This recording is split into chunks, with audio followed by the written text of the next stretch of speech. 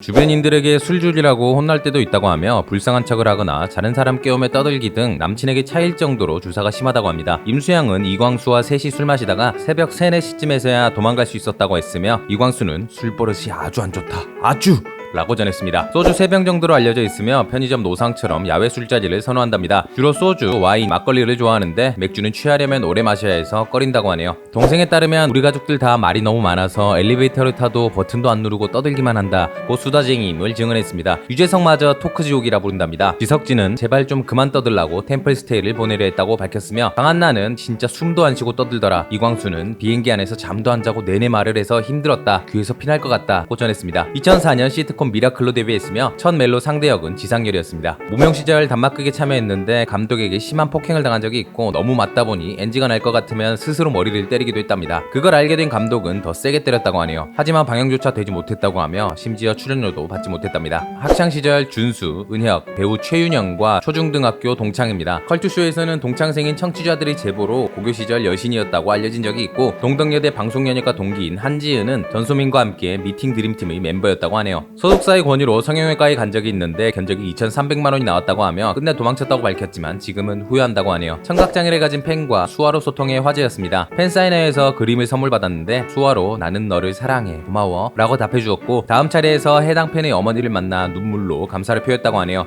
사주팔자, 토정비결, 관상 등 전복하게 관심이 많고 믿음이 상당하다고 합니다. 대학 시절 관련 수업을 들은 적이 있을 정도인데 하하에 의하면 쟤 교회 다니지 않아? 라네요. 양세찬과의 궁합으로 엿 같은 궁합이다. 엿처럼 붙어서 한번 인연이 맺어지면 끊어지지 않고 결혼을 하면 이혼이 안 된다는 궁합이 나왔습니다. 실제로 전소민의 어머니는 양세찬을 사윗감 수준으로 좋아한다고 하며 전소민도 3년 내로 결혼 못하면 결혼하자 라고 말한 적이 있습니다. 처음으로 소환 배드신이 화제입니다. 최근 쇼윈도 여왕의 집에 출연하며 처음으로 악역을 맡았습니다. 일본 송지효는 여시 같은 게 끼부린다고 문자를 보냈고 유재석은 드라마인 걸 알면서도 많이 놀랐다며 연기력을 칭찬했습니다. 런닝맨 합류 첫 회에서 첫 키스하면 종소리 들린다던데 저는 침 냄새밖에 기억이 안 나요. 비슷한 이름의 연예인이 많습니다. 배우 정소민과 자주 헷갈리며 오로라 공주 출연 초기에는 전노민으로 오타가 난 채 방영된 적이 있고 가수 전소미의 등장으로 기사에 오타가 나기도 했습니다. 재석 오빠한테는 배울 점이 너무 많다. 오빠처럼 되는 게 소망이자 부끄러운 바람이다 라면서 롤모델로 유재석을 꼽았습니다. 실제로 런닝맨에 합류시킨 숨은 조력자가 유재석이라고 알려져 있는데 예능을 함께하면서 전소민을 인상 깊게 보았고 새 멤버로 강력하게 전소민을 추천하면서 합류하게 되었으며 런닝맨 영입의 신의 한 수로 꼽히기도 합니다. 면치기 장인입니다. 웬만하면 끊지 않고 면을 친다고 하며 제주도 고기국수를 먹을 때는 7번의 면치기로 화제가 되었고 런닝맨에서 면치기를 할 때면 클로즈업을 받는다고 하네요. 쑥스럽거나 부끄러울 때 머리카락을 쓸어넘기며 잘생긴 남자를 보면 확연히 나타납니다. 갑갑할 때는 바닥에 주저앉고 더 깝깝해서 억울함 또는 서러울 때면 아예 눕습니다. 추억을 소중히 여긴답니다. 부모님께 드렸던 편지를 비롯해서 대학에 들어갈 때 만들었던 은행잎 책갈피도 간직하고 있답니다. 어린 시절 일기 또한 가지고 있는데 내용 중에는 살생부도 포함되어 이름, 혈액형, 생년월일 그리고 무슨 짓을 했는지까지도 기록되어 있다고 하네요. 술 먹고 전화해도 되는데 라는 제목의 술 냄새 나는 에세이를 출간한 적이 있습니다. 본인의 연애 경험에서 나온 이야기를 묶은 내용으로 알려져 있습니다. 새벽 시간 SNS에서 한껏 자유로워집니다. 봄이란 내가 누군가의 세상일 때, 가을은 잠시 멈추고 울고 가도 괜찮은, 다 보고 나온 영화가 이제야 슬프기도 한 계절 등 짙은 감성을 보여주기도 하는데 이에 대해 김종국은 뭔 소리야? 라고 소감을 밝혔습니다. 되도록 다양한 모습을 보여드리고 싶고 새로운 일도 해보고 싶다. 지금껏 동적인 역할을 많이 했는데 조금 더 정적인 역할도 해보고 싶다는 생각이 든다. 예능 쪽에 재능이 있다고 생각해본 적은 없다. 노력하는 편에 가깝다. 재밌게 봐주시는 건 정말 감사한 일. 좋은 작품을 통해 연기하는 게 나의 작은 꿈. 좋은 배우,